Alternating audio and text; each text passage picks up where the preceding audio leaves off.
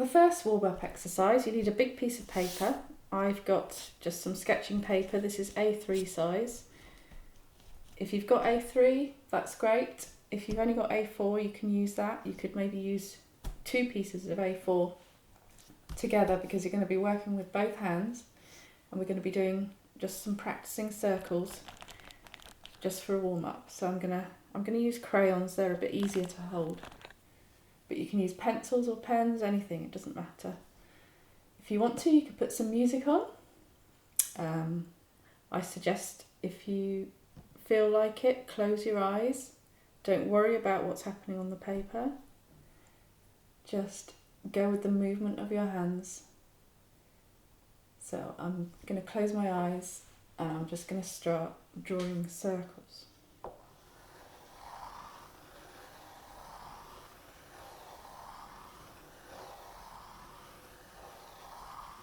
You might notice after a few turns that you're going a particular way. Maybe you're doing what I'm doing, which is kind of mirroring.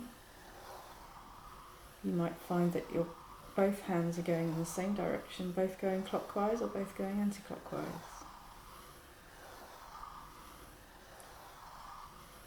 Even though you've got your eyes closed, if you think you're doing accurate circles, are they wobbly? Do they feel more egg-shaped? Try and get the sense of that circle going around.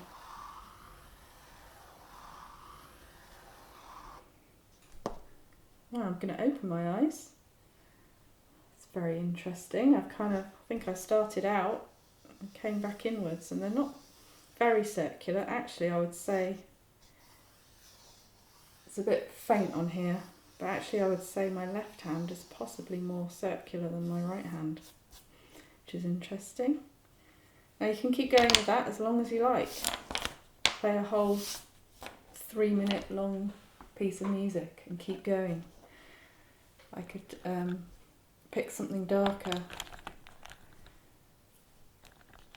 Next time I'll try I'll try it that way around. And I'm going to deliberately go the other way now. Actually, I might try doing clockwise with both hands and see how that feels. So I'm going to close my eyes and start again.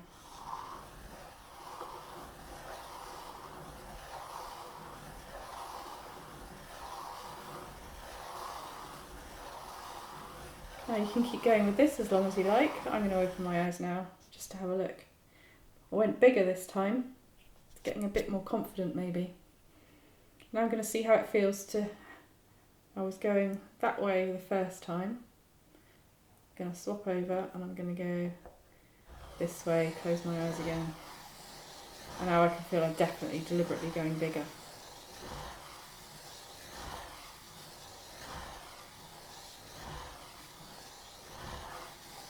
Now this in itself is just quite a nice soothing exercise. It just gets you in the mood for drawing circles.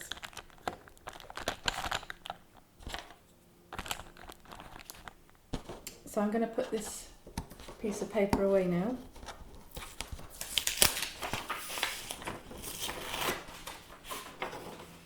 I'm going to get out my sketchbook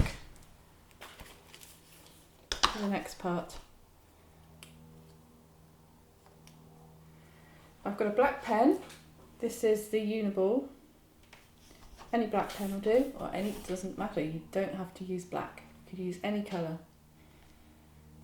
I'm going to practice drawing concentric circles. Now if you haven't heard that before, that just means circles that are parallel to each other as much as possible. So they've all supposedly got the same centre point.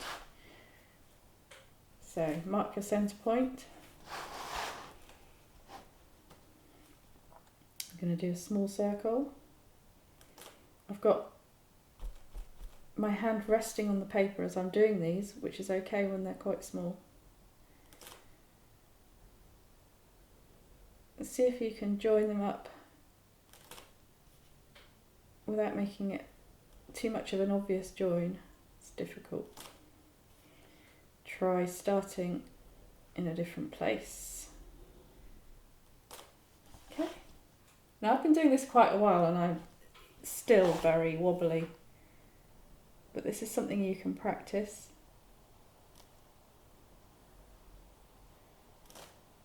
You can practice just drawing circles, really small ones, see how accurate you can get them. Try a few bigger ones.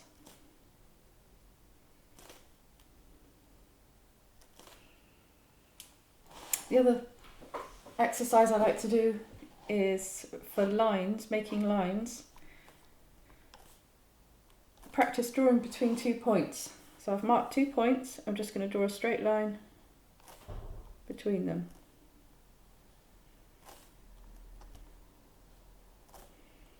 See how straight you can get them. Make the distance bigger. Try doing one without resting your hand on the page. Oh, that's more tricky.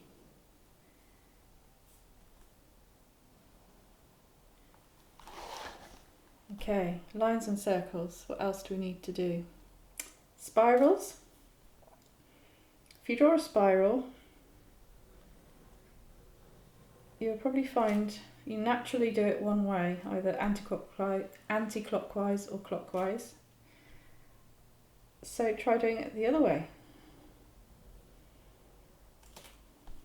Now, some people start in the middle and work outwards. Sometimes I like to start on the outside by drawing a circle and then working my way in.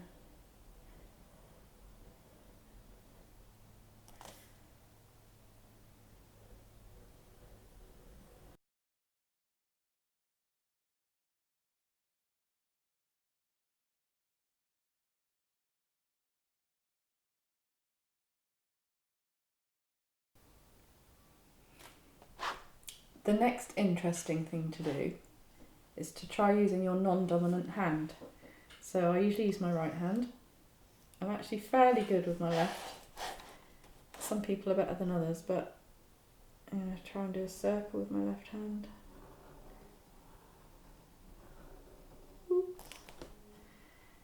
I'm going to go clockwise. You can practice drawing circles with your left hand.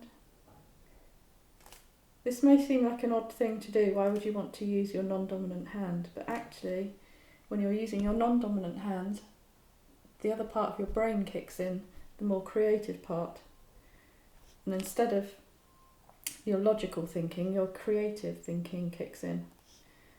So quite often I'll use a petal shape, which can either be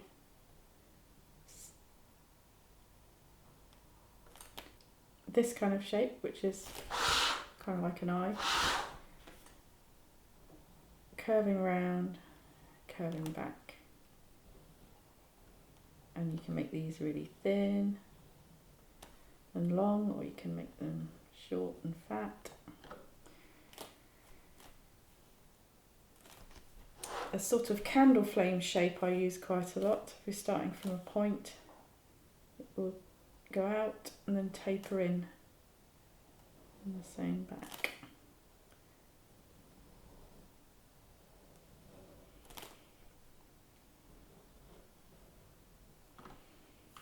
And try and do it that way.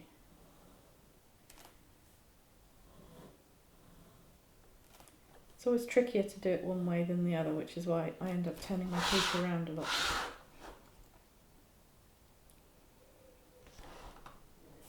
If we're starting from a line, sort of circular line, we might want to do just humps. We might want to do more, I don't know what you call them, leaf shapes maybe, where you go up to a point and down.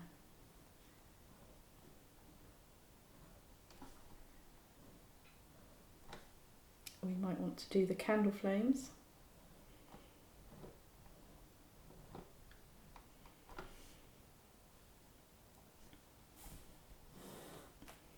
Rather than going around like that, we could make them into points.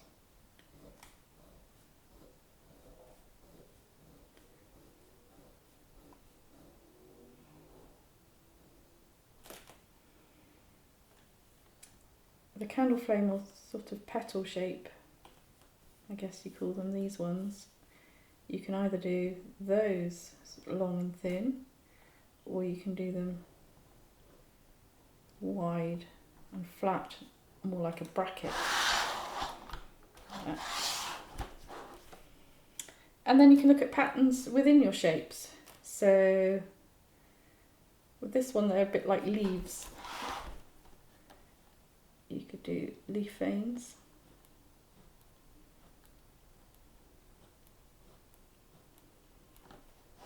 You could do like well, parallel lines.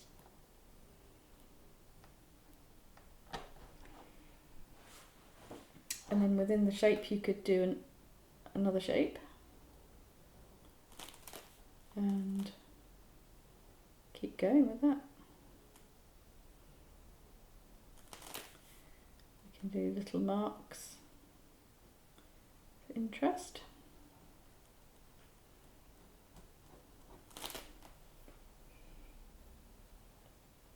We could do a kind of spiral inside, so starting at one place, follow the shape round and spiral inwards.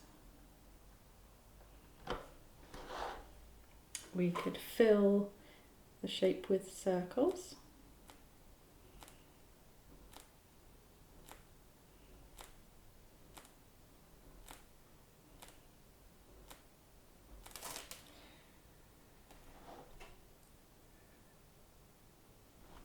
I could do a thicker, darker line inside. So follow the shape and then thicken the line up.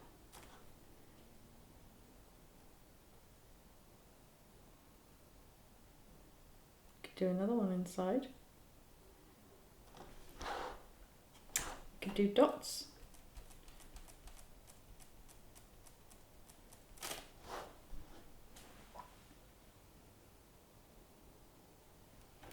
We could do parallel lines, going straight. We could go start in the middle of a line and then have a fan kind of effect going outwards from the centre.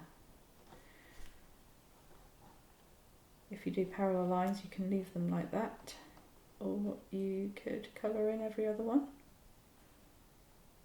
or do little circles in every other one. We could do shape inside that one and even do a spiral inside. So there are lots of different patterns you can try and experiment with. It's good to have a sketchbook to practice these sorts of things and come up with your own patterns, or there's loads of good patterns on the internet. If you want to look at Zentangling, do a Google search for Zentangle, and there's also some links in the course information to some really good tangle patterns that will help you just put finishing touches to your mandalas. So I hope you enjoyed the warm-up exercises and you're keen to get going with your first mandala.